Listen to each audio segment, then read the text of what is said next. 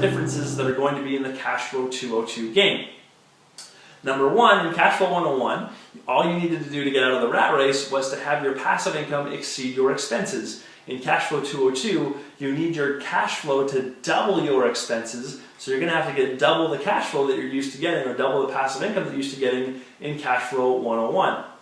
The second thing that you're going to notice that's different is in Cashflow 202, even though you're using the same board, you're going to be using different cards. So there's different market cards and different deal cards. The deal cards are going to be capital gains and cash flow rather than big deals and small deals. And in Cashflow 202, the market square and the opportunity square now becomes one. It now becomes the same square. So every time you land on opportunity, you're going to pull either a cash flow or a capital gains deal. And as soon as you're done, you're going to pull a market card. Likewise, if you land on a market square, you're going to pull either a capital gains or a cash flow deal first. And once you've done that, then you're going to pull a market card, which means a market card is going to be pulled every time that an opportunity card is pulled, which is very often. So the market is going to be moving around and changing a lot. So really be on the lookout for that.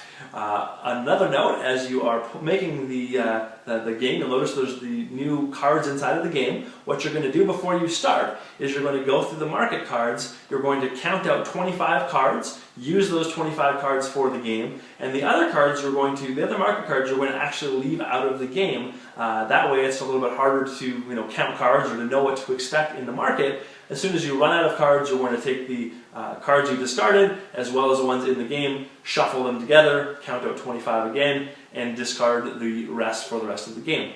So that is how the market is going to work. The third one of the differences that you're going to notice here is how things change on the fast track. So in Cashflow 101, you either had to land on your dream and buy it, or you had to acquire $50,000 worth of passive income. In Cashflow 202, you have to do both. So you need the $50,000 and to buy your dream, or if you don't want to buy your dream, or if you don't get a chance to land on it, you can buy any two other dreams. So you're going to buy $50,000 worth of passive income, as well as either your dream or two other dreams, and that will get you out of the rat race. Now, just so that you know, when you're on the outside, if you land on somebody else's business, you actually have the right to buy it from them, whether they like it or not. So if you land on somebody else's opportunity square on the outside, they already own that business, you can pay them twice the amount that they paid for it. You give them the money, and now you put your chip on top of theirs, and that now becomes basically your card. So they erase it off of their game sheet, you put it onto yours. If somebody landed on it a third time, they would pay you triple what you paid for it, triple of what the original amount was. They put their coin on top of it, and that you erase it from their card and it becomes theirs.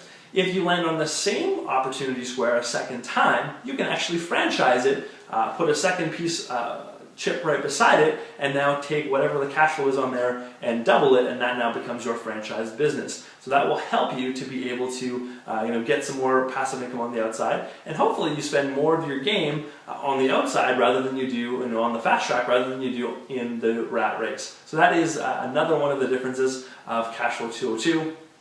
We also have a starting portfolio. So Cashflow 202 assumes that you've been playing Cashflow 101 and that you're starting the game with some knowledge, and hopefully you're starting the game with some more assets. So when you start the game, you're going to be handed a starting portfolio, and you're just going to add that into your game card just as if you had bought those things before you even started the game. So your starting place is going to be a little bit higher because you're going to get a starting portfolio. So those are the four main differences in Cashflow 202. A little tip or a fifth one would be to watch out for those doodad cards, because they will get you in Cashflow 202.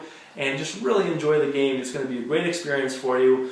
What I want you to do is, for the first 45 minutes of the game, I want you to only pull capital gains deals. The reason for that is because all of the shorting cards, all of the land subdividing cards, as well as all of the option cards are going to be in those capital gains pile, and I want you to get a chance to be able to try those out while you're playing the game. So make sure that you do that as you are playing, and that really is it for Cashflow 202.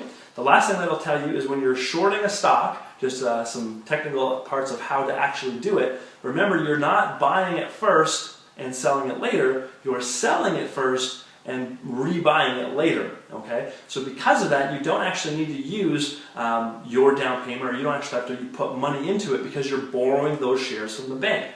So the way that you would do that is, let's say that a card comes up for Mighty for You for $50 and you decide that you would like to short. What you will do is you'll actually use these envelopes right here and you will sell it first. So you're going to borrow 5,000 shares. 5,000 is the maximum that you can do. So as many as you want, up to 5,000. Let's say in this example you took 5,000 shares.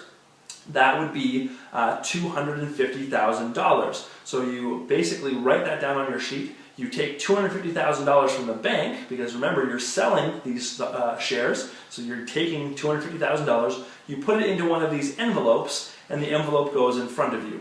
And the reason that you do that is because you're not able to take that money and spend it until you've covered those shares. So now the next card that comes up, whatever the price is, you are forced to cover, you're forced to buy back regardless of what the price is. So let's say that the price comes up at $10, well, now you've got your 5,000 shares at $10 each. That's $50,000 that you have to pay the bank now to repay for those shares, to buy back those shares that you borrowed from them.